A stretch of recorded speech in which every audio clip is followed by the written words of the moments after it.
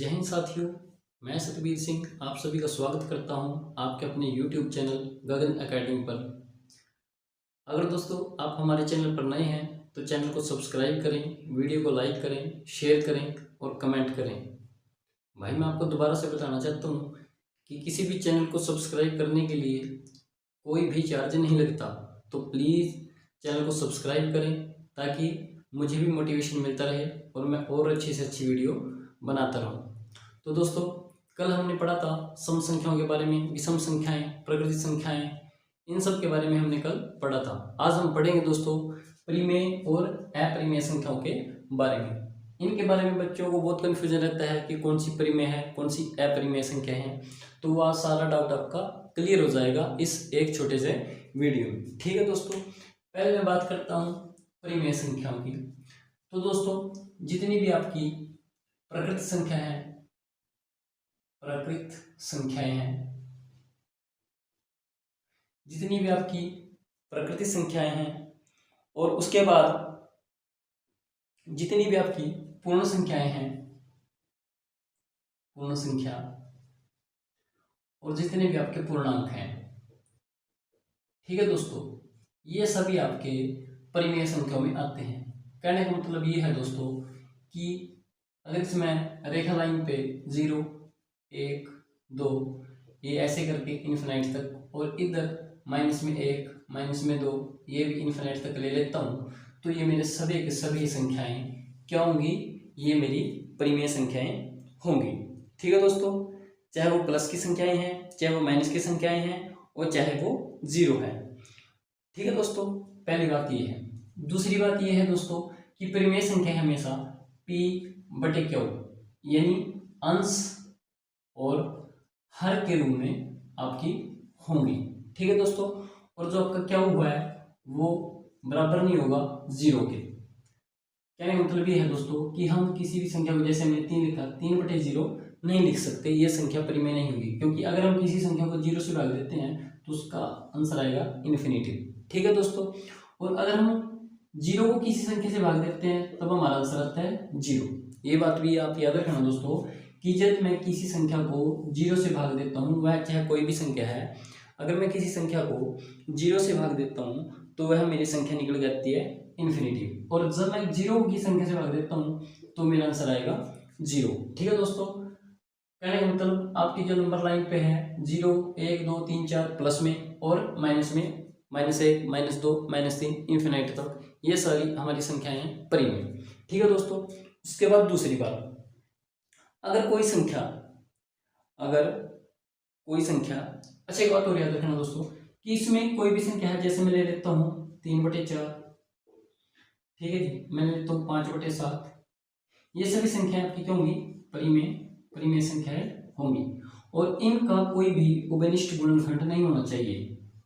उभयनिष्ठ गुणनखंड न हो, मतलब कि जैसे मैं लिख देता हूँ 12/16, तो देखो दोस्तों ये भी 3 पे 4 पे कट जाएगा, ये भी 4 पे कटेगा, 4 3 12, 4 4 16, ये संख्या परिमेय नहीं होगी, ये संख्या परिमेय होगी। ठीक है दोस्तों, आई होप ये आपके बात समझ में आई होगी कि ऐसी संख्या जो P/Q की फॉर्म में हो और Q जो है वो 0 के इक्वल ना हो।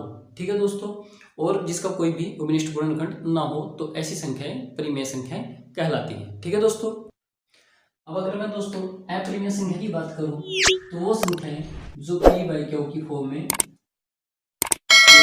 रूप में न है, ठीक है दोस्तों, वो सब संख्याएं क्या होंगी? आपकी अपरिमेय संख्याएं होंगी। ठीक है दोस्तों, उसके बाद जो संख्याएं दोस्तों पूर्ण वर्ग में होती हैं, जैसे मैं लिख देता हूँ 25, हमें पता है ये 5 का होता है, मैं लिख देता हूँ 81, इसका वर्गमूल होता है 9। तो इस प्रकार की संख्याएं जिनका वर्गमूल आसानी से निकाला सकता है और जो पूरा निकलता है, वो संख्याएं भी आपकी परिमेय संख्याएं होंगी। और इसी रूप में अगर मैं साइड बात करूं अपरिमेय संख्याओं की तरफ, तो वो संख्याएं जिनका पूरा पूर्ण वर्गमूल नहीं निकाला जा सकता, जैसे वर्गमूल 2, ठीक है दोस्तों, वर्गमूल 3, वर्गमूल 7, वर्गमूल 11। ठीक है दोस्तों, तो ये सब क्या होगा? वर्गमूल इनका निकल जाएगा सर, ऐसी बात नहीं है, बट वो आपका पॉइंट में आएगा। और हमें क्या चाहिए? पूर्ण वर्गमूल, जो पूरा वर्गमूल हो। ठीक है दोस्तों, वो आएगा परिमेय में, और जो नहीं पूर्ण है वो आएगा अपरिमेय में। ठीक है दोस्तों, यहाँ तक बात क्लियर हो गई होगी। इसके बाद है दोस्तों, जितने भी हमारे क्वेश्चन होते हैं बार वाले, जैसे मैं लिख लेता हूँ 3.33333, ये ऐसे करके चल रहा है इन्फिनिटी तक, तो इसको हम ऐसे भी लिख सकते हैं 3.3 के ऊपर बार। ठीक है दोस्तों, बार के बारे में भी आपको नेक्स्ट वीडियो में बताऊंगा। तो जिसके ऊपर भी बार लग रहा है वो क्या होगी, परिमेय संख्या होगी। अगर मैं लिख दूँ 6.24, ये ऐसे मैंने लिख दिया, तो इसके ऊपर बार लगा दिया, तो ये भी आपकी क्या होगी, परिमेय संख्या होगी। ये जो भी रिपीटिशन हो रहा है आप लिख सकते हैं, जैसे 8.01010101, अगर ये है तो ये भी आपकी क्या होगी, परिमेय संख्या, क्योंकि हम इसको ऐसे भी लिख सकते हैं। ठीक है दोस्तों, जो बार बार रिपीट हो रही है कुछ टाइम के बाद, तो जहाँ भी इसके ऊपर बार लगेगा तो वहां से वो उसको क्या शो हो जाएगा कि ये परिमेय संख्या आपकी बढ़ जाती है। ठीक है दोस्तों, या ये सिंपली रुक जाती है, ये डैश डैश नो और सिंपली रुक गया। जैसे मैंने कोई संख्या ले ली 4.2354, सिर्फ इतनी है। ठीक है दोस्तों, आगे डैश डैश नहीं है, तो ये भी आपकी क्या हो जाएगी दोस्तों, परिमेय संख्या हो जाएगी। अगर मैं अपरिमेय संख्या की बात करूं दोस्तों, तो अपरिमेय संख्या में जैसे कोई संख्या है, मैंने लिख दिया 0.10110110111110, तो आगे भी ऐसे चल रही है, तो ये हमारा क्या हो जाएगा, अपरिमेय संख्या। देखो दोस्तों, यहाँ पे 1 है, फिर 0 है, फिर 1 है, फिर 0 है, फिर 1 है, 0 है, फिर ये आगे ऐसे कंटिन्यू बढ़ रहा है। इसके ऊपर हम बार भी नहीं लगा सकते, तो ये हमारा हो जाएगा अपरिमेय संख्या। ठीक है दोस्तों, और उसके बाद है दोस्तों, जैसे मैं एक संख्या लेता हूँ कि मैंने ले लिया 0.4 रूट के अंदर, तो इसको मैं लिख सकता हूँ 4/10, और ये हमारा रूट, ये 2 आ जाएगा ऊपर, और नीचे कितना आ जाएगा दोस्तों, ये √10। ठीक है दोस्तों, तो ये भी हमारी क्या होगी, अपरिमेय संख्या होगी, क्योंकि ये प्रॉपर वर्ग नहीं है। ठीक है दोस्तों, इसके बाद अगर मैं और एग्जाम्पल दूँ दोस्तों, कि मैंने ले लिया 0.27742774, ऐसे करके अगर कोई संख्या चल रही है तो ये भी आपकी अपरिमेय संख्या होगी। ठीक है दोस्तों, कहने का मतलब ये है कि अगर किसी संख्या के ऊपर बार है या वो संख्या रुक गई है, आगे डैश डैश नहीं है, ठीक है दोस्तों, तो वो संख्या होगी आपकी परिमेय। अगर वो संख्या कंटिन्यूटी चल रही है और उसमें अप डाउन आ रहा है, जैसे पहले 1 आया, फिर 2 1 आए, फिर 3 1 आए, और ये आगे चल रही है, तो ये आपकी क्या होगी, अपरिमेय संख्या होगी। ठीक है दोस्तों, या इस तरह की अभी आप कोई संख्या ले सकते हैं। इसके बाद आता है दोस्तों, एक क्वेश्चन आता है कि पाई और 22/7, पाई और 22/7। मैं आपको बताता हूँ दोस्तों कि जो हमारा 22/7 है वो एक परिमेय संख्या है। ये बात आप हमेशा याद रखना, और ये क्वेश्चन भी बना था एग्जाम में। ठीक है दोस्तों, 22/7 हमारा क्या है, परिमेय संख्या माना जाता है। ठीक है दोस्तों, और जो हमारा पाई है, ठीक है दोस्तों, जो हमारा पाई है वो हमारा अपरिमेय संख्या है। ठीक है दोस्तों, क्योंकि इसका मान जो है हम वो ज्ञात कर सकते हैं आसानी से। और ये आपको बता दूं, पाई का एक्चुअल मान 22/7 नहीं है, क्योंकि पाई का मान इन्फिनिटी तक है, और ये अप्रोक्सीमेटली वैल्यू है इसकी 22/7, सिर्फ मैथ को कुछ क्वेश्चन को सोल्व करने के लिए। ठीक है दोस्तों, और जितने भी संबोलिक हैं मैथ के, जैसे पाई हो गया आपका, और योटा हो गया आपका, या ई से होता है, तो काफी चिन्ह होते हैं ऐसे दोस्तों, ये सब के सब किस चीज में काउंट होंगे आपके, ये अपरिमेय संख्या में काउंट होंगे। ठीक है दोस्तों, उसके बाद है दोस्तों, अगर आप किन्हीं भी 2 संख्याओं को लेते हैं, एक बात हमेशा याद रखना, किन्हीं भी 2 संख्याएं, चाहे वो आपकी परिमेय है और चाहे वो आपकी अपरिमेय है, किन्हीं भी 2 संख्याओं के बीच अनंत परिमेय और अपरिमेय संख्याएं होती हैं।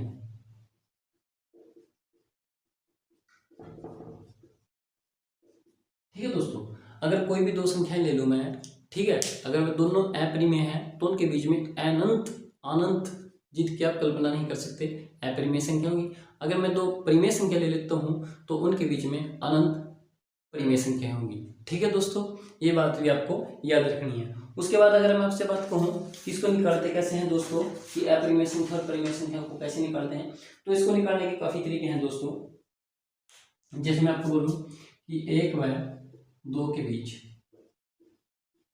1 व 2 के बीच आपको परिमेय संख्या ज्ञात करनी है।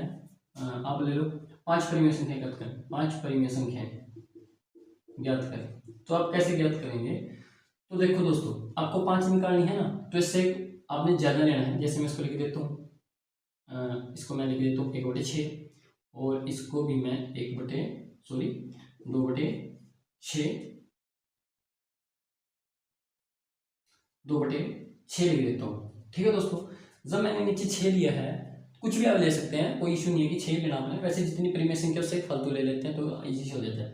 तो आपने नीचे 6 से मल्टीप्लाई किया, क्योंकि कोई भी संख्या होती है, जैसे दोस्तों 3 है तो इसके बटे 1 तो होगा ही, जैसे कोई 9 है तो इसके बटे 1 तो होगा ही, तो कॉमन सी बात है। ठीक है दोस्तों, तो इसको ऊपर से भी 6 से गुणा करना पड़ेगा आपको। तो ये आपकी संख्या आ गई 6/6 और ये आपकी आ गई 12/6, क्योंकि इसको मैं काटूंगा तो 6 से 6 काट के 1 आएगा, 6 से 12 काट के 2 आएगा, सेम क्वेश्चन आपका बन जाएगा। तो उसके बाद क्या आ गया आपका 6/6 आ गया। उसके बाद कितना आ गया 7/6, 8/6, 9/6, 10/6, 11/6। ठीक है दोस्तों, तो ये आपकी 5 संख्याएं निकल के आ गई। आप इसको ऐसे भी लिख सकते हैं 7/6, या ये कट जाएगा 7/6, 4/3, इसको आप ऐसे भी लिख सकते हैं। ठीक है दोस्तों, 9/1 को आगे आप कट सकते हैं, 3 दूनी 3 3 9, 2 3 6, 3/2 लिख सकते हैं। 10/6 को भी आप काट के लिख सकते हैं, 5/3 हो गया, 5 10, और ये आ जाएगा 11/6। तो आप कई प्रकार से इसको निकाल सकते हैं, ये जरूरी नहीं है कि इसका एक ही तरीका है निकालने का। ठीक है दोस्तों, हम एक क्वेश्चन और लेते हैं, शायद उससे आपको ज़्यादा क्लियर हो जाए। जैसे अगर डिवाइड में आपके पास कोई संख्या है और उसको निकालना हो, जैसे 3/4 व 4/3 के बीच में आपने कोई भी 6 संख्या बतानी है, 6 परिमेय संख्या बताओ। ठीक है दोस्तों, तो अब देखो इसको सिंपली डिवाइड करो, 4 7 28, 0 पॉइंट आ जाएगा क्योंकि इसको आप 30 बना लोगे। 4 7 28, 2 4 5 20, और ये इसको जब मैं मल्टीप्लाई करूंगा तो ये आ जाएगा आपका 3 एकम 3, बस ये आपका 1, 3 3 9। ठीक है दोस्तों, 3 एकम 3 और आपका बचा 3 3 1.33 समथिंग आएगा।